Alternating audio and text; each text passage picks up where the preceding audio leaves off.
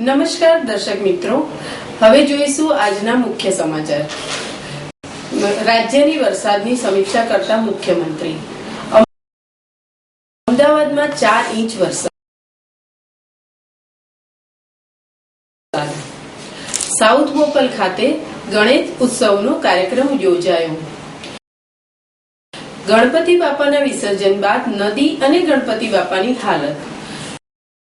બોપલ ગુમા ખાતે સુંદરકાંડ કાર્યક્રમ યોજાયો. રાજ્યની વરસાદની સમીક્ષા કરતા મુખ્યમંત્રી. ઉચ્ચ સ્તરીય બેઠકમાં કરી હતી. સમગ્ર રાજ્યમાં આ વર્ષે 87% જેટલો વરસાદ વરસી ગયો છે અને છેલ્લા 24 કલાકમાં જ વર્ષનો 8% વરસાદ રાજ્યમાં પડ્યો છે. તેની સ્થિતિની આ સર્વગ્રાહી સમીક્ષા મુખ્યમંત્રીએ કરી હતી. વર્ષથી નસીબદાર રહ્યો છે અને ખેડૂત પણ સુખી બન્યો છે.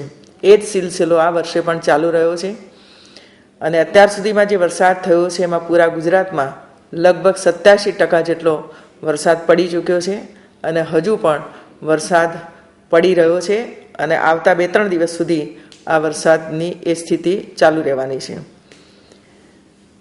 વડોદરામાં આજવા ડેમ ઓવરફ્લો થયેલો હોવાને કારણે વડોદરા શહેરના નીચાણવાળા વિસ્તારોમાં પાણી આવવાની શરૂઆત થઈ છે. અત્યારે હાલ અમારા કાર્યકર્તાઓ અને સરકાર ક્યાંથી સ્થળાંતર કરવાની આવશ્યકતા થશે એના માટે પૂરા પ્રયાસમાં છે. NDRFની 3 ટીમો અને આર્મી એને ત્યાં સ્ટેન્ડ બાય રાખવામાં આવી છે.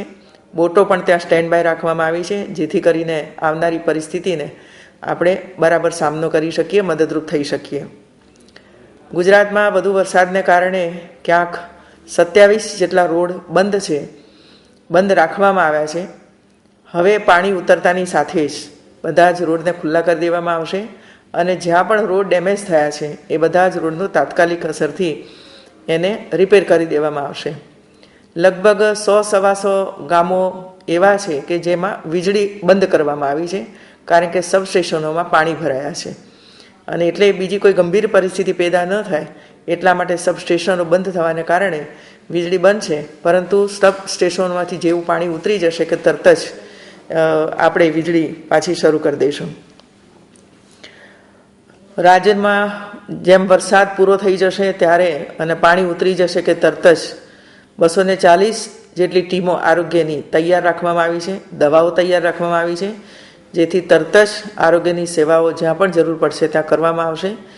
સફાઈ પણ પૂરજોશમાં આપણે ચલાવીશું અને બધા જ શહેરો અને ગામડાઓની સફાઈ તાત્કાલિક થઈ જાય, જેથી કરીને રોગ ન થાય એની પણ રાજ્ય સરકાર કાળજી લઈ રહી છે.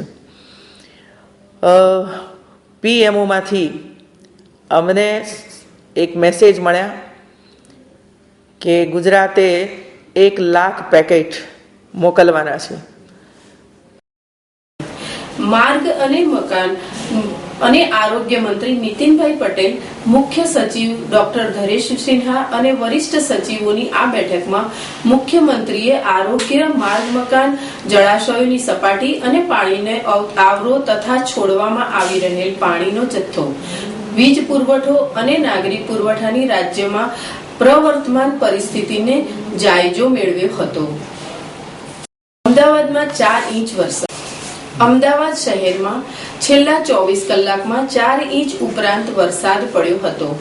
સમગ્ર શહેરમાં વરસાદ દરમિયાન માર્ગો ઉપર ટ્રાફિક જામ થઈ ગયો હતો, તેમજ શહેરના નીચાણવાળા માર્ગો ઉપર પાણી ભરાયા હતા. આ વરસાદ દરમિયાન 40% જેટલા વૃક્ષો પડી ગયા હતા. ઉપરવાસમાં તેમજ અમદાવાદના વરસાદને કારણે સાબરમતી નદીના પાણીમાં પ્રવાહમાં વધી જતા વાસણા ડેમના દરવાજા ખોલી નાખવામાં તેમજ પાણીનું લેવલ 127.25 ફૂટ રાખવામાં આવ્યું હતું. અમદાવાદમાં એકંદરે કુલ 34 ઇંચ ઉપરાંત વરસાદ નોંધાયો હતો. શહેરમાં છેલ્લા 2 દિવસથી પડી રહેલ વરસાદના પગલે અનેક નીચાણવાળા વિસ્તારોમાં પાણી ભરાઈ ગયા હતા. દિવસ દરમિયાન હળવાથી ભારે વરસાદના ઝાપટા પડતા શહેરીજનો મુશ્કેલીમાં મુકાઈ ગયા હતા, તેમજ જનજીવન પણ અસ્તવ્યસ્ત થઈ ગયું હતું. ગણપતિ બાપાના વિસર્જન બાદ નદી અને ગણપતિ બાપાની હાલત.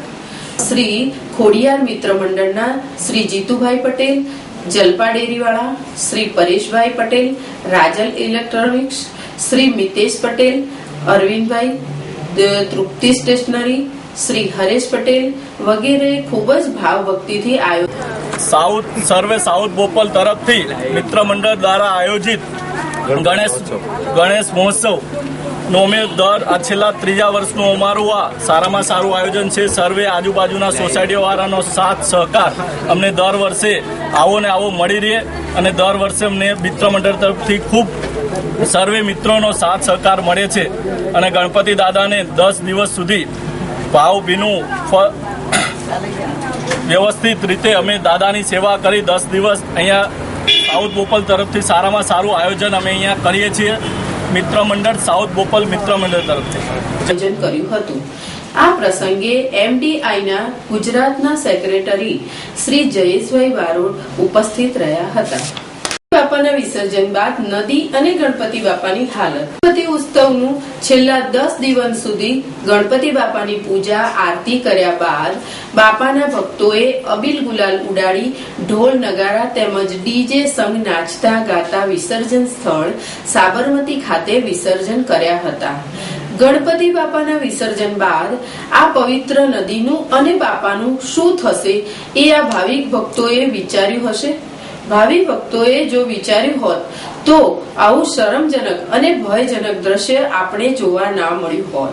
આ દ્રશ્ય જોયા પછી આવતા વર્ષે ગણપતિ બાપાના ભક્તો એવો નિર્ણય કરે કે ગણપતિ બાપાની મૂર્તિ માટીની બનાવે અથવા માટીની મૂર્તિ બનાવડાવે, જેથી નદી અને ગણપતિ બાપાના આશીર્વાદ મળે. બોપલ ગુમા ખાતે સુંદરકાંડ કાર્યક્રમ યોજાયો. ગુમા રોડ પર આવેલ જય માળી દર્શન કોમ્પ્લેક્સ ખાતે ગત શનિવારના રોજ ભવ્ય સુંદરકાંડનો કાર્યક્રમ યોજાયો. ગુમાના જય ભોલે મિત્ર મંડળ દ્વારા સુંદરકાંડનું આયોજન કરવામાં આવ્યું હતું. સુંદરકાંડના વ્યાસપીઠ ઉપર સાણંદવાળા હરિભાઈ શુક્લ વક્તા હતા. આ સુંદરકાંડને સાંભળવા મોટી સંખ્યામાં ભાવિ આજે હનુમાનજીની અસીમ કૃપાથી અમે સાણંદમાં રહેતા હરિભાઈ શુક્લને આજે સુંદરકાંડ માટે બોલાવ્યા છે. જય માળી દર્શનના મિત્ર વર્ગોએ બધા ભેગા થઈને અમે આયોજન કરેલ છે. ખાતે જય માળી દર્શનનું અમે આયોજન કરેલ છે.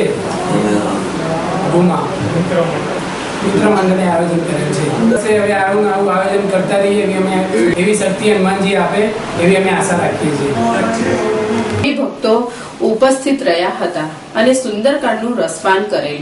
સુંદરકાંડનું આયોજન શ્રી અમિતભાઈ પટેલ રાધે મોબાઈલ, શ્રી અનિરુદ્ધભાઈ અમરેલિયા, શ્રી જગતભાઈ પટેલ, શ્રી રજનીકાંત પંડિત અમરેલી તથા પટેલ શ્રી રજનીકાંત પંડિતે કર્યું હતું. આ હતા આજના મુખ્ય સમાચાર.